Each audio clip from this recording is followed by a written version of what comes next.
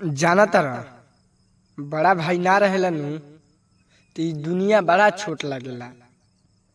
बाबूजी के गोइला के बाद पता चलल कि कंधा के मजबूती उम्र से ना जिम्मेदारी से नापल जाला। आज ले ना बुझाइल हो कि घर परिवार पे आवे वाला मुसीबत के सामने सबसे पहले कैसे खड़ा हो जाले। बड़ भाई ऊ छाव होला जे खुद धूप में रहेला ताकि छोट भाई के सपना पिघल ना सके। आदमी तो कह ना पावेला लेकिन देह के रुआ रुआ कर्जदार रहेला ऊ आदमी के। घर चलावल काम ना तपस्या होला और ऊ आदमी ई कैसे करेला केहू जान ना पावे। जवन बात आदमी बाबूजी से ना कह पावे ऊ जवान बिना बतौले कैसे समझ जाला।